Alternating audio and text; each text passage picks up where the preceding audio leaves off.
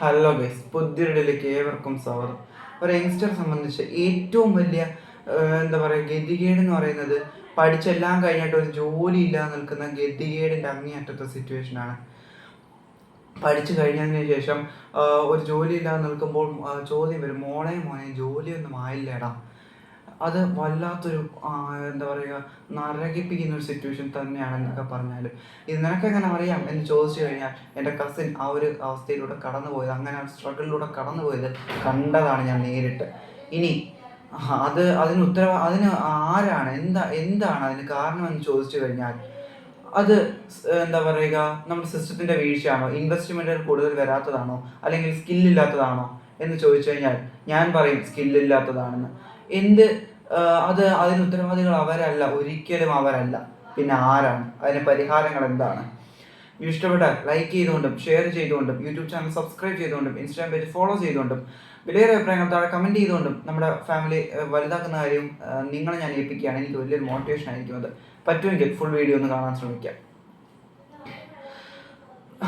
എനിക്ക് നമ്മുടെ ടീച്ചേഴ്സിനെ ഓർക്കുമ്പോൾ സഹതാപം മാത്രമാണ് അവരെ ഓർത്ത്. അവർ പോലും അറിയാതെ അവർ ഒരു കാര്യം ചെയ്യുന്നുണ്ട് സർ. അവർ ഗൂഗിൾ ജെമിനിയുടെയും ചാറ്റ് ജിപിടിയുടെയും ഡാറ്റ എൻജിനീയേഴ്സായി അവർ മാറുന്നുണ്ട്. അതെ, കുട്ടികളിലേക്ക് ഡാറ്റ എൻട്രി ചെയ്ത് കൊടുക്കുകയാണ് നമ്മുടെ സിസ്റ്റം ഇപ്പോൾ ചെയ്തുകൊണ്ടിരിക്കുന്നത്. അവരിലേക്ക് നമ്മുടെ ജെമിനിയും ചാറ്റ് ജിപിടിയും ചെയ്യുന്നത് പോലെ ഓരോ ടെക്സ്റ്റ് ബുക്കുകൾ ഇങ്ങനെ ഇരിപ്പുണ്ട്. അത് ഇങ്ങനെ കാണാപ്പാഠം പഠിപ്പിച്ച് ഡാറ്റ ഇങ്ങനെ എൻട്രി ചെയ്ത് കൊടുത്തുകൊണ്ടിരിക്കുകയാണ്. അതിൻ്റെ എന്താ പറയുക, അത് ചെയ്യുന്നവരായി നമ്മുടെ ടീച്ചേഴ്സ് മാറി. സർ, നമ്മുടെ ടീച്ചേഴ്സിൻ്റെ ഗതികെട്ട അവസ്ഥ നിങ്ങൾക്കറിയാമോ? പറ്റുമെങ്കിൽ നിങ്ങൾ അവരുടെ ഒരു ദിവസത്തെ വർക്ക് നിങ്ങളൊന്ന് ചെയ്ത് നോക്കണം. അവരുടെ അവസ്ഥയിലേക്ക് നമുക്കൊന്ന് പോയി കഴിഞ്ഞാൽ അവർ 60 കുട്ടികളെ അല്ലെങ്കിൽ 40 കുട്ടികളെ ഒരു ടീച്ചർ ഒരു ക്ലാസ്സിൽ മാനേജ് ചെയ്യുമ്പോൾ എന്തൊരു ഗതികെട്ട അവസ്ഥയാണത്. അപ്പോൾ ഒരു കുട്ടിയിലേക്ക് അത് മനസ്സിലായോ എന്ന് പോലും എന്താ പറയുക 40 മിനിറ്റിൽ മനസ്സിലാക്കാൻ ആ ടീച്ചറിന് കഴിയില്ല. അതവരുടെ ഗതികെട്ട അവസ്ഥയാണ്. കൂടാതെ second language, higher secondary second ലാംഗ്വേജിലേക്ക് പോയാൽ ഒരു ക്ലാസ്സിൽ 120 പിള്ളേർ കാണും. അവരെ ഇങ്ങനെ പഠിപ്പിക്കുമ്പോൾ, അല്ലെങ്കിൽ ഈ പോട്ടെ 60 പിള്ളേരെയൊക്കെ ഒരു ക്ലാസ്സിലെത്തി പഠിപ്പിക്കുമ്പോൾ തൊണ്ട പൊട്ടുന്ന വേദനയിലാണ് ഓരോ ടീച്ചേഴ്സും ഇറങ്ങിപ്പോകുന്നത്. അത് ചിലപ്പോൾ എന്താ പറയുക AC റൂമുകളിൽ നിന്ന് ഉത്തരവിടുന്ന തമ്പ്രാക്കൾക്ക് പറഞ്ഞാൽ മനസ്സിലായെന്ന് വരില്ല സർ, പറഞ്ഞാൽ മനസ്സിലായെന്ന് വരില്ല. ഇനി എങ്ങനെയാണ് നമ്മുടെ ഇത് ബാധിക്കുന്നത്, അതിലേക്ക് നമുക്ക് വരാം. അതിനു മുമ്പ് എന്താ പറയുക, ഇന്നും നമ്മുടെ കുട്ടികളുടെ തലയിലേക്ക് ജന ആൽഫയിലേക്ക് വരുമ്പോൾ അത് മാറ്റം വരുന്നുണ്ട്. പക്ഷേ നമ്മുടെ കുട്ടികളുടെ തലയിലേക്ക് എടുത്ത് എറിയുന്നില്ലേ ഈ പ്ലാസ്റ്റിക് കുപ്പിയൊക്കെ റോഡിലൂടെ വലിച്ചെറിയുമ്പോൾ ഇത് പഠിപ്പിക്കേണ്ടത് ആരാണ് സർ? നമ്മുടെ സ്കൂളുകളിൽ നിന്നല്ലേ? Civic sense, public infrastructure protection, പൊതുമുതൽ സംരക്ഷണം, ബേസിക് ലോ ജസ്റ്റ് ഒരു 2 ആഴ്ചത്തേക്ക് മാത്രമല്ല സർ പഠിപ്പിക്കേണ്ടത്. അത് ഒരു അക്കാദമിക് ഇയർ ഫുള്ളായിട്ട് ഉൾപ്പെടുത്തേണ്ട സാധനമാണ്. പിന്നീട് എന്താ പറയുക, അങ്ങനെയുള്ള ബേസിക് കാര്യങ്ങൾ പഠിപ്പിക്കേണ്ടതല്ലേ? കൂടാതെ ആർട്ട്, വർക്ക് എക്സ്പീരിയൻസ്, PT എന്ന സബ്ജക്റ്റുകൾക്ക് ഇന്ന് നമ്മുടെ സ്കൂളുകളിൽ, നമ്മുടെ അക്കാദമിക്സിൽ ഒരു എന്താ പറയുക 3ാം ക്ലാസ് സബ്ജക്റ്റുകളായിട്ടല്ലേ നമ്മുടെ സിസ്റ്റം കാണുന്നത്. ഇന്ന് നമ്മുടെ PT ടീച്ചേഴ്സിന് അപ്പോയിൻമെൻ്റ് ഉണ്ടോ? പല സ്കൂളുകളിലും ഉണ്ടോ? കൊടുത്താൽ തന്നെ ബഹുമാനപ്പെട്ട ഹൈക്കോടതിയുടെ ഉത്തരവ് നിലനിൽക്കുമ്പോഴും എന്താ പറയുക, ഞാനത് ഒരു വീഡിയോയിൽ സൂചിപ്പിച്ചതാണ്, നിലനിൽക്കുമ്പോഴും പറയും അയ്യോ എന്താ പറയുക, പറയുന്നത് എന്താണ്, PT പീരീഡ്, മാത്സ് പീരീഡുകൾക്കും എടുക്കുന്ന നമ്മുടെ സിസ്റ്റത്തെ കാണാം. ഇനി എന്താ പറയുക, ഐൻസ്റ്റീൻ ആകേണ്ടവനെ പിടിച്ച് ഈ ഭാവിയുടെ സച്ചിനും ധോണിയും വിരാടും ആകേണ്ടവനെ പിടിച്ച് നീ ഐൻസ്റ്റീനെ പോലെ പഠിക്ക്, നീ സ്റ്റീഫൻ ഹോക്കിൻസ് ആവ് എന്ന് പറഞ്ഞാൽ എങ്ങനെയാണ് സർ ശരിയാവുക? അതല്ലേ നമ്മുടെ സിസ്റ്റം യഥാർത്ഥത്തിൽ ചെയ്തുകൊണ്ടിരിക്കുന്നത്. നമ്മുടെ മാത്സിലേക്ക് നമുക്ക് വരാം. ഇൻകം ടാക്സോ പേഴ്സണൽ ഫിനാൻസോ എന്തെങ്കിലും പഠിപ്പിക്കുന്നുണ്ടോ? നമ്മുടെ ട്രിഗണോമെട്രിയും എക്സ് പ്രോബ്ലം എല്ലാം പഠിപ്പിക്കുന്നത് ഓക്കെ, അത് നമുക്ക് ആവശ്യമുള്ളത് തന്നെയാണ്. പക്ഷെ അതിനോടൊപ്പം എല്ലാ കുട്ടികൾക്കും ഇത് കോളേജിലേക്ക് ആ കോഴ്സ് എടുക്കുന്ന കുട്ടികൾക്ക് മാത്രം മതി. 5 ചാപ്റ്റർ അത് ഉൾപ്പെടുത്തുന്നുണ്ടെങ്കിൽ അടുത്ത 5 chapter personal finance, income tax, GST. ഇന്നും ഇൻകം ടാക്സിൽ എത്ര % ആണ് അടക്കേണ്ടതെന്ന് ഏതെങ്കിലും കുട്ടിക്ക് അറിയാമോ? TDS ഫയൽ ചെയ്യുമ്പോൾ എന്താണ് ചെയ്യേണ്ടത് ഏതെങ്കിലും കുട്ടിക്ക് അറിയാമോ? GST ഫയൽ ചെയ്യുമ്പോൾ എന്താണ് ചെയ്യേണ്ടത് ഏതെങ്കിലും കുട്ടിക്ക് അറിയാമോ? ഇതെല്ലാം പഠിപ്പിക്കേണ്ടതല്ലേ സർ? ഇനി ഇതൊക്കെ പഠിപ്പിക്കാനല്ലേ കോളേജുകളിലുള്ളത് സർ? അങ്ങനെയെങ്കിൽ മറ്റ് കരിയറുകളിലേക്ക് പോകുന്ന ഒരു കുട്ടിക്ക് ഒരു സ്റ്റാർട്ടപ്പ് തുടങ്ങാൻ തോന്നിയാൽ അവൻ്റെ ആഗ്രഹത്തിന് എന്താ പറയുക, അവൻ്റെ ആഗ്രഹം വിട്ടെറിഞ്ഞിട്ട് അവൻ എന്താ പറയുക, ആ ഒരു സ്റ്റാർട്ടപ്പ് തുടങ്ങേണ്ട ആഗ്രഹം അത് അവൻ്റെ മനസ്സിലുണ്ട്. പക്ഷെ അവൻ്റെ പ്രൊഫഷണൽ ആയിട്ടുള്ള, ഇപ്പോൾ അവനൊരു അഡ്വക്കേറ്റ് ആവണമെങ്കിൽ അവൻ ആഗ്രഹം വിട്ടെറിഞ്ഞിട്ട് ഇതിൻ്റെ പിന്നാലെ പോകണമെന്നാണോ നിങ്ങൾ പറയുന്നത്? അതാണ് ബേസിക് ആയിട്ട് പഠിപ്പിക്കേണ്ടതല്ലേ. ഇനി നമുക്ക് ഹിസ്റ്ററിയിലേക്ക് വരാം. ഹിസ്റ്ററിയിൽ നമ്മുടെ ഫ്രഞ്ച് റെവല്യൂഷൻ്റെ ഇൻഫ്ലുവൻസ് ലോകത്ത് എന്താണ് നമ്മുടെ ഇപ്പോൾ ജീവിക്കുന്ന ഈ പ്രസന്റ് സിറ്റുവേഷൻ അതെങ്ങനെ സ്വാധീനിച്ചു എന്ന് ആർക്കെങ്കിലും അറിയാമോ? അത് പഠിപ്പിക്കുന്നുണ്ടോ? അത് പഠിപ്പിക്കേണ്ടതല്ലേ സാർ? ജോഗ്രഫിയിലേക്ക് വരാം. അവിടെ ഡിസാസ്റ്റർ മാനേജ്മെന്റ് ഏകദേശം ഒക്കെ പഠിപ്പിക്കുന്നുണ്ടെങ്കിലും അത് എഫിഷ്യന്റ് പ്രാക്ടിക്കൽ ലെവലിൽ പഠിപ്പിക്കേണ്ടതല്ലേ? കൂടാതെ മാപ്പുകൾക്കൊപ്പം എന്താ പറയുക, നമ്മുടെ GPS ഉൾപ്പെടെയുള്ള ടെക്നോളജികൾ എങ്ങനെയാണ് ഉപയോഗപ്പെടുത്തേണ്ടതെന്ന് പഠിപ്പിക്കേണ്ടതല്ലേ?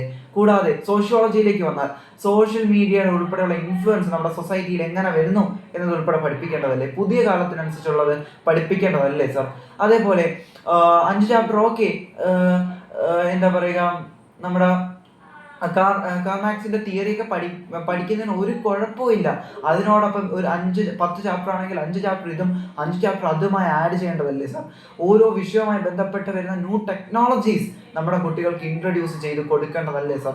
എക്കണോമിക്സ് കുറച്ചും കൂടെ, സ്റ്റാറ്റിസ്റ്റിക്സ് കുറച്ചും കൂടെ എന്താ പറയുക ഡെവലപ്പ് ആവേണ്ടതല്ലേ സാർ? ഡാറ്റ അനാലിസിസ്, AI ഉപയോഗിച്ചുള്ള ഡാറ്റ അനാലിസിസിലേക്ക് മാറേണ്ടതല്ലേ സാർ? പൊളിറ്റിക്സിലേക്ക് വന്നാൽ സൈബർ ലോസ് പഠിപ്പിക്കേണ്ടതല്ലേ സാർ? കോൺസ്റ്റിറ്റ്യൂഷൻ്റെയും മറ്റ് ബേസിക് ലോസിനോടൊപ്പം ഇപ്പോൾ എൻ്റെ ഫോട്ടോ ഒന്ന് മോർഫ് ചെയ്ത് സോഷ്യൽ മീഡിയയിൽ വന്നാൽ അത് എന്താണ്, ഞാൻ അടുത്തതായി എന്ത് സ്റ്റെപ്പാണ് ഞാൻ അടുത്തതായി എടുക്കേണ്ടതെന്ന് ഏതെങ്കിലും കുട്ടിക്ക് അറിയാമോ സാർ? ഇനി അത് financial laws, basic financial laws പഠിപ്പിക്കേണ്ടതല്ലേ?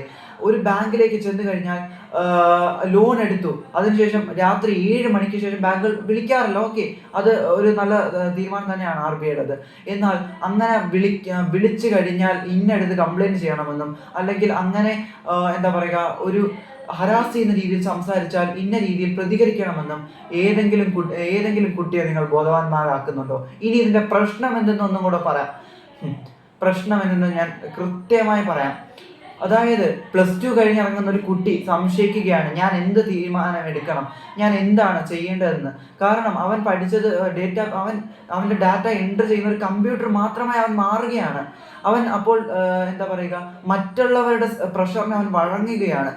അവൻ എന്താ പറയുക, മോനെ നീ എഞ്ചിനീയർ എടുക്കുക, ഓക്കെ എനിക്ക് എന്താ ചെയ്യേണ്ടത് അറിയില്ല, എന്തായാലും അപ്പം പറഞ്ഞല്ലേ ഞാൻ പോയി എടുക്കാം എന്ന തീരുമാനത്തിലേക്ക് അവൻ മാറുകയാണ്. അവൻ്റെ ജീവിതത്തിൽ തീരുമാനിക്കേണ്ട അവൻ എന്ന ബോധ്യത്തിൽ നിന്ന് അവൻ മാറുകയാണ്. നമ്മുടെ സന്തോഷ് ജോർജ് കുളങ്കർ സാർ ഒരിക്കൽ പറഞ്ഞൊരു കാര്യമുണ്ട്. അതായത് ഇപ്പോൾ നമ്മുടെ അദ്ദേഹത്തിൻ്റെ സ്റ്റാഫിൽ ഇപ്പോൾ വിഷ്വൽ എഡിറ്റിംഗ് ചെയ്യുന്ന സ്റ്റാഫിനോട് അദ്ദേഹം ചോദിക്കും, BTech പഠിക്കാൻ നീ പോയ എന്തിനാ മോനെ എന്ന് ചോദിക്കുമ്പോൾ പറയും വീട്ടുകാരുടെ നിർബന്ധത്തിനാണ്. ഇങ്ങനെ നിർബന്ധങ്ങൾക്ക് വഴങ്ങി കൊടുക്കേണ്ടി വരുന്നത് ഈ ഒരു സാഹചര്യം ഒന്നുകൊണ്ട് മാത്രമാണ് സാർ. ഇനി അവൻ കോളേജ് കഴിഞ്ഞ് സപ്ലികൾക്ക് മേൽ സപ്ലികൾ എങ്ങനെയൊക്കെയോ എഴുതിയെടുത്ത് അവൻ ചെല്ലുമ്പോഴത്തേക്കും കമ്പനികൾക്ക് വേണ്ടത് നമ്മുടെ ഡേറ്റ ബേസ്ഡ് കമ്പ്യൂട്ടറുകളല്ല സാർ. അവർക്ക് വേണ്ടത് ഹ്യൂമൻ റിസോഴ്സുകൾ, സ്കിൽഡ് ആയിട്ടുള്ള ഹ്യൂമൻ റിസോഴ്സുകളെയാണ് അവർക്ക് വേണ്ടത്. ഞാനൊരു ഫൗണ്ടർ ആണെങ്കിൽ ഞാനൊരു തീരുമാനം എടുക്കുകയാണ്, എനിക്ക് എന്താ പറയുക, എനിക്ക് എൻ്റെ സ്ഥാപനത്തിലേക്ക് വരുന്ന എംപ്ലോയീസിനെ എന്താ പറയുക ട്രെയിൻ ചെയ്യേണ്ട ആവശ്യം എനിക്ക് എന്താണ്? അതിൻ്റെ ആവശ്യം എനിക്കില്ല. എനിക്ക് സ്കിൽഡ് ആയിട്ടുള്ള എംപ്ലോയീസിനെ എടുത്താൽ മതി എന്ന്. അത് സത്യം പറഞ്ഞാൽ അതല്ലേ സാർ വേണ്ടത്? ഇനി ഒരു കുട്ടി അവൻ ഇനി കുറച്ച് റിപ്പോർട്ടുകളിലേക്ക് നമുക്കൊന്ന് പോവാം. ഉന്നത വിദ്യാഭ്യാസ വകുപ്പിന്റെ റിപ്പോർട്ട് ഉണ്ടെന്നേ, 40% സീറ്റുകൾ നമ്മുടെ യൂണിവേഴ്സിറ്റികൾ ഒഴിഞ്ഞു കിടക്കുകയാണ്. എന്തുകൊണ്ടാണ്? ഈ ഒരു മാർക്കിന് വേണ്ടി പഠിപ്പിക്കുന്ന ഈ സിസ്റ്റം കാരണം, ഈ ഡേറ്റകൾ കുത്തി നിറയ്ക്കുന്ന ഈ ഒരു സിസ്റ്റം കാരണം. അത് ഉത്തരവാദിത്തത്തിൽ നിന്ന് ആർക്കും ഒളിച്ചോടാൻ പറ്റുന്നതല്ല sir.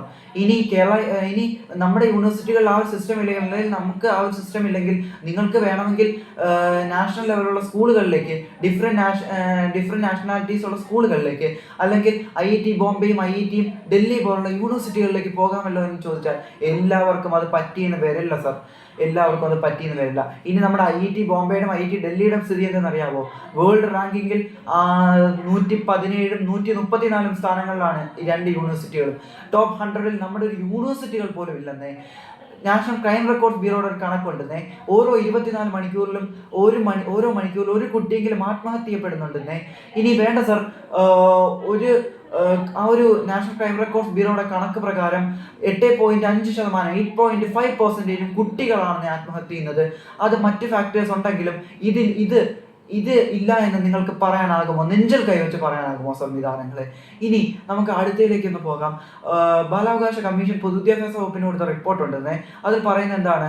Career based, skill based ഒരു എഡ്യൂക്കേഷനിലേക്ക് നമ്മൾ മാറണം. കുട്ടികളിലെ ഉള്ള ക്രൈമിലേക്ക് കുട്ടികൾ പോകുന്നത് നമുക്ക് എത്രയും പെട്ടെന്ന് മാറ്റിയെടുക്കണമെങ്കിൽ അങ്ങനെ ഒരു സിസ്റ്റത്തിലേക്ക് നമ്മൾ പോകണമെന്ന് ബാലാവകാശ കമ്മീഷനാണ് സാർ റിപ്പോർട്ട് കൊടുത്തിരിക്കുന്നത്. ഇനി നാഷണൽ ക്രൈം റെക്കോർഡ് ബ്യൂറോയുടെ മറ്റൊരു കണക്കുണ്ടെന്നേ. 18 മുതൽ 30 വയസ്സ് വരെയുള്ള യുവാക്കളാണ് സാർ ഡ്രഗ് ഉൾപ്പെടെയുള്ള ക്രൈംസിലേക്ക് പോകുന്നത്. ഇനി നമ്മുടെ ഈ സിസ്റ്റത്തിൽ നിന്ന് പഠിച്ചിറങ്ങുന്ന നമ്മുടെ വിദ്യാർത്ഥികളെ പറ്റി നമ്മുടെ നീതി ആയോഗിന്റെ റിപ്പോർട്ട് ഉണ്ടല്ലേ. 18 മുതൽ 30 വയസ്സ് വരെയുള്ള കുട്ടികളിൽ 30% സർ നോട്ട് എന്ന കാറ്റഗറിയിൽ പെടുന്നത്. അതായത് നോട്ട് എഡ്യൂക്കേഷൻ ഓർ എംപ്ലോയ്മെന്റ് എന്ന ഒരു കാറ്റഗറിയിൽ പെടുന്നത്. അവർ ഒന്നും പരിശീലിക്കുന്നില്ല. ഒന്ന് ആലോചിച്ച് നോക്കൂ. 30% എന്താ പറയുക, നോട്ട് എന്ന കാറ്റഗറിയിൽ പെടുന്ന, നീറ്റ് എന്ന കാറ്റഗറിയിൽ പെടുന്ന ഒരു രാജ്യത്ത്, അതേപോലെ തന്നെ പകുതിയോളം ശതമാനവും മറ്റ് രാജ്യങ്ങളിലേക്ക് പോകുന്ന ഒരു രാജ്യത്ത് മൈഗ്രേറ്റ് ആയി പോയി അവിടെ പഠിച്ച് അവർ അവിടെ തന്നെ ജോലി നോക്കി അവിടെ സെറ്റിൽ ആവാണ്. അപ്പം കോടിക്കണക്കിന് രൂപ ആ എക്കോണമികളിലേക്ക് പോകുന്ന ഒരു രാജ്യത്ത് 2047 ഏത് രീതിയിലാണ് വികസനം നമുക്ക് സാധ്യമാകുന്നത് സാർ? എല്ലാ ബഹുമാനത്തോടെ ചോദിക്കട്ടെ. ഇനി ഇതിനുള്ള ബഹുമാനപ്പെട്ട സുപ്രീം കോടതി വരെ അതിനെ പലതവണ വിമർശിച്ചിട്ടുള്ളതല്ലേ. ഇനി നമുക്ക് അടുത്തയിലേക്ക് വരാം. എന്താണ് ഇതിന്റെ പരിഹാരം? എൻ്റെ ഒരു പ്രപ്പോസലാണ്, ഞാൻ സ്റ്റഡി ചെയ്തുണ്ടാക്കിയ ഒരു പ്രപ്പോസലാണ്. 5 മാസം തിയറി പ്ലസ് 5 മാസം പ്രാക്ടിക്കൽ. പറഞ്ഞു തരാം. അതായത് 5 മാസം നമ്മുടെ സാധാ ലെസൺസ്, അത് ഇങ്ങനത്തെ ലെസൺസ് അല്ല, ടെക്നോളജികൾ ഉപയോഗിച്ചുള്ള അപ്ഡേറ്റഡ് ആയ സിലബസ് പഠിപ്പിക്കുന്ന 5 മാസത്തെ ആ ഒരു തിയറി. ഇംഗ്ലീഷിന്റെ കാര്യം ഞാൻ വിട്ടുപോയി. Profile writing, diary writing, letter writing, email എല്ലാം നമ്മളെ പഠിപ്പിക്കുന്നുണ്ടല്ലോ. എന്നാൽ AI വെച്ച് അതെങ്ങനെ ചെയ്യാമെന്ന് നമ്മളെ പഠിപ്പിക്കുന്നുണ്ടോ? എവിടെ പഠിപ്പിക്കുന്നു? ഒന്ന് പറഞ്ഞു തരാമോ? നമ്മളെ എവിടെയും പഠിപ്പിക്കുന്നില്ല. ഇന്ന് എനിക്കൊരു ഗൂഗിൾ ജെമിനി പോയി അല്ലെങ്കിൽ ChatGPT പോയി ഒരു പ്രോംപ്റ്റ് കൊടുത്തു കഴിഞ്ഞാൽ ഇന്നെനിക്ക് കിട്ടും. ഇന്നെനിക്ക് ഒരു പ്രൊഫൈൽ നിമിഷ നേരം കൊണ്ട് റെഡിയാക്കി കിട്ടും. അപ്പോഴാണോ ഞാൻ ഈ ഫോർമാറ്റ് കാണാതെ പഠിക്കുന്നത്? കമ്പനികൾ തരുന്ന അങ്ങനെ പുതിയ ടെക്നോളജികളെ ഉപയോഗപ്പെടുത്താൻ അറിയുന്ന എംപ്ലോയീസിനെയാണ് സാർ. അത് ഫൗണ്ടേഴ്സിന്റെ മുന്നിലേക്ക് എത്തിക്കാനാകുന്ന എംപ്ലോയീസിനെയാണ് സാർ. അല്ലാതെ എല്ലാം കാണാതെ പഠിച്ചെത്തുന്നവരല്ല. ഇനി നമ്മൾ പറഞ്ഞു വന്ന വിഷയം 5 മാസം തിയറി. നമ്മുടെ ഈ തിയറി ഒരു മാസം, ഇപ്പൊ ജൂണിൽ നമ്മളൊരു തിയറി, അടുത്ത ജൂലൈയിൽ നമ്മൾ AI, സ്പോർട്സ്, മറ്റ് മേഖലകളിലുള്ള കോഴ്സുകൾ എല്ലാം പഠിപ്പിക്കുന്ന രീതിയിലുള്ള ഒരു പ്രാക്ടിക്കൽ സൈഡ്. അങ്ങനെ വരുമ്പോൾ എന്തെല്ലാമാണ് അതിൻ്റെ ഗുണങ്ങൾ വരുന്നത്? ഇപ്പോൾ +2 കഴിഞ്ഞിറങ്ങുന്ന ഒരു കുട്ടിക്ക് അവനൊരു ഐഡിയ കിട്ടുമെന്നേ. അവന് ഇപ്പോൾ ഞാൻ പഠിത്തത്തിൽ വീക്കാണ്, അങ്ങനെയാണെങ്കിൽ ഞാൻ പ്രാക്ടീസ് എടുത്തൊരു സ്കില്ലുണ്ട്, ആ മേഖലയിലേക്ക് എനിക്ക് പോകാമെന്നൊരു ഐഡിയ കിട്ടും. 2 ഓപ്ഷൻസ് അവൻ്റെ മുമ്പിൽ വരികയാണെന്നേ. ഇനി ഇതെല്ലാം കഴിഞ്ഞ് അവൻ കോളേജ് പഠനം എല്ലാം കഴിഞ്ഞ് എത്തുമ്പോഴത്തേക്കും അവൻ ആ ഒരു പൈസ അവൻ്റെ കൈകളിലേക്ക് എത്തുമ്പോൾ ഡ്രഗ്സിലേക്ക് ഉൾപ്പെടെ പോകുന്നത് കുറഞ്ഞു കിട്ടുമെന്നേ. ഇനി അടുത്തതിലേക്ക് നമുക്കൊന്ന് വരാം. ഈ ഒരു സ്പോർട്സ്, AI, ഫിലിം മേക്കിംഗ് ഉൾപ്പെടെയുള്ള കോഴ്സുകൾ നമ്മൾ പഠിപ്പിക്കുമ്പോൾ വിമർശകർ ചോദിക്കുന്ന ഒരു ചോദ്യമാണ്. അതായത് അങ്ങനെയെങ്കിൽ നിങ്ങൾക്ക് കലോത്സവം ഉണ്ടല്ലോ, ലോകത്തിൽ തന്നെ ഏഷ്യയിലെ തന്നെ ഏറ്റവും വലിയ കൗമാര ഉത്സവം എന്ന് പറയുന്ന കലോത്സവം ഉണ്ടല്ലോ, കായിക മേള ഉണ്ടല്ലോ. സാർ ഒന്നോർക്കൂ സാർ, അതായത് കായിക മേളയുണ്ട്, കലോത്സവമുണ്ട്, എന്നാൽ അത് ജസ്റ്റ് ഒരു എന്താ പറയുക, എല്ലാവർക്കും പാർട്ടിസിപ്പേറ്റ് ചെയ്യാൻ പറ്റിയെന്ന് വരില്ല. ഇതാവുമ്പോൾ ഓരോ കുട്ടിക്കും അവൻ്റെ കഴിവിന് അവൻ ഇമ്പ്രൂവ് ചെയ്തെടുക്കാൻ പറ്റും. കോമ്പറ്റീറ്റീവ് മെൻറ്റാലിറ്റി ഇല്ലാതെ തന്നെ അവനത് ഇമ്പ്രൂവ് ചെയ്തെടുക്കാൻ പറ്റും. അവൻ ആരെയും തെളിയിക്കേണ്ട കാര്യമില്ല, ആരെയും പ്രൂവ് ചെയ്യേണ്ട കാര്യമില്ല. ഇത് കുറച്ച് നാളുകളിലേക്ക് മാത്രമായി ഒതുങ്ങിപ്പോകുമെന്നേ. അത് വേണ്ടെന്ന് ഇവിടെ ആരും പറയുന്നില്ല.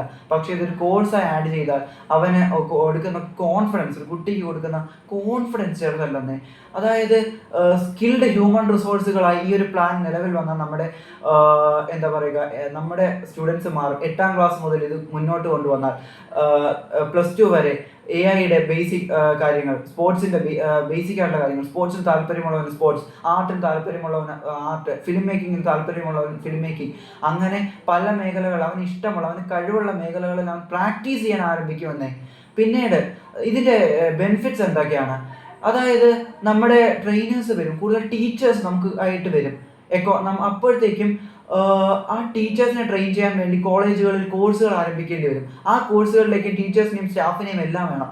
അപ്പോൾ എക്കോണമിയിലേക്ക് കോൺട്രിബ്യൂട്ട് ചെയ്യപ്പെടുകയല്ലേ പൈസ. ഈ ബ്രെയിൻ ട്രെയിൻ ഒരു പരിധിവരെ നമുക്ക് തടയാനാകില്ലേ?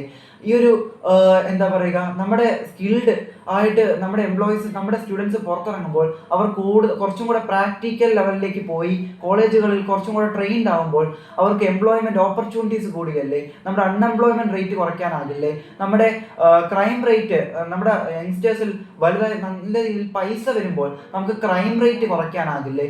അങ്ങനെ നമുക്കൊരു ഡെവലപ്ഡ് കൺട്രിയിലേക്ക് നമുക്കൊരു എംപ്ലോയ്മെന്റ് ഉണ്ടെങ്കിൽ, എക്കണോമി ഗ്രോ ചെയ്യുന്നുണ്ടെങ്കിൽ നമുക്കൊരു ഡെവലപ്ഡ് ഇൻഫ്രാസ്ട്രക്ചർ ഉൾപ്പെടെ ഡെവലപ്ഡ് കൺട്രി ആവാൻ ഒരു തടസ്സവുമില്ല സർ. ഇത് സിസ്റ്റം ശരിയല്ല എന്ന് പറയുമ്പോൾ നമ്മുടെ എന്താ പറയുക, എല്ലാവരും പറയുന്നത് എന്താണെന്നറിയാവോ? നമുക്ക് എന്നാൽ ഓൾ പ്രൊമോഷനെ ക്യാൻസൽ ചെയ്യാം, നമുക്ക് തോൽവികൾ വർദ്ധിപ്പിക്കാം. അത് സിസ്റ്റത്തിന്റെ കഴിവുകേടാണ് സർ. സിസ്റ്റത്തിന്റെ പൂർണ്ണമായ കഴിവുകേടാണ്. ഒരു കുട്ടിയെ തോൽപ്പിക്കുന്നതിനല്ല കാര്യം. അതിന് ബെസ്റ്റായ മോഡലുകൾ നമുക്ക് എടുക്കാവുന്നേ ഫിൻലൻഡ്, ജർമ്മനി ഉൾപ്പെടെയുള്ള കൺട്രീസ്. അവർ ഫിൻലൻഡിൽ 10ാം ക്ലാസ് വരെ എക്സാമിനേഷൻ ഇല്ല. അവർ മാർക്കിലല്ല പ്രാധാന്യം കൊടുക്കുന്നത്. അവർ ഒരു കുട്ടിയുടെ കഴിവ് കണ്ടെത്തി അവനെ ട്രെയിൻ ചെയ്യിപ്പിച്ചെടുത്ത് കോളേജ് ലെവലിലേക്ക് എത്തുമ്പോൾ അതിൽ കുറച്ചും കൂടെ അവന് താല്പര്യമുള്ള മേഖലകളിൽ അവനെ കഴിവും എല്ലാം ഉപയോഗപ്പെടുത്തി കുറച്ച് ട്രെയിൻഡ് ആക്കിയെടുത്ത് അവിടെ എംപ്ലോയ്മെന്റ് കൊണ്ടുവരികയാണ്. 10% അവിടുത്തെ അൺഎംപ്ലോയ്മെന്റ് റേറ്റ്. ലോകത്തെ ഏറ്റവും ഹാപ്പി ആയ കൺട്രി അതാണ്. Crime rate കുറവാണെന്നേ. ജർമ്മനിയിലേക്ക് പോകാം, അവിടെ 5 മുതൽ 6% വരെയാണെന്നേ അൺഎംപ്ലോയ്മെന്റ് റേറ്റ് ഉള്ളത്. അവിടെ ജർമ്മനിയിൽ നമുക്ക് നോക്കിക്കഴിഞ്ഞാൽ അവിടെ നമ്മുടെ തിയറി ബേസ്ഡ് ലെസൺസിനൊപ്പം, തിയറി ബേസ്ഡ് എഡ്യൂക്കേഷനൊപ്പം ഇൻഡസ്ട്രിയൽ ട്രെയിനിങ് കൂടെ ഉണ്ട്. കമ്പനികളിലേക്ക് പ്രാക്ടിക്കൽസിന് വേണ്ടി അവർ അവരുടെ സ്റ്റുഡൻസിനെ അയക്കാറുണ്ടെന്നേ. അപ്പോൾ നമുക്ക് അങ്ങനെയുള്ള മോഡലുകൾ കൊണ്ടുവന്നാൽ, എൻ്റെ മോഡലാണ് ശരിയെന്ന് ഞാൻ എവിടെയും പറയുന്നില്ല, പക്ഷേ ഇത് മാറിയേ പറ്റൂ. കാരണം ഇല്ലെങ്കിൽ നമ്മുടെ ജൻ ആൽഫ ചിലപ്പോൾ മുഖത്ത് നോക്കി പറഞ്ഞെന്ന് വരും, ഈ എന്താ പറയുക, ഈ വ്യവസ്ഥയിൽ ജനിച്ചു പോയെന്ന് ഒറ്റ തെറ്റേ ഞാൻ ചെയ്തിട്ടുള്ളൂ എന്ന് ചിലപ്പോൾ പറഞ്ഞു കഴിഞ്ഞാൽ ചിലപ്പോൾ നമുക്ക് മറുപടി ഇല്ലാതെ നിൽക്കേണ്ടി വരും. അതുകൊണ്ട് ബഹുമാനപ്പെട്ട ഓണറബിൾ അതോറിറ്റീസ് ഇത് ദയവായി പരിഗണിക്കുക തന്നെ വേണമെന്ന് ഞാൻ ഒരു റിക്വസ്റ്റ് ആണ് എൻ്റേത്. ഇഷ്ടപ്പെട്ടു എന്ന് തന്നെ അറിയുന്നു. Thanks for watching.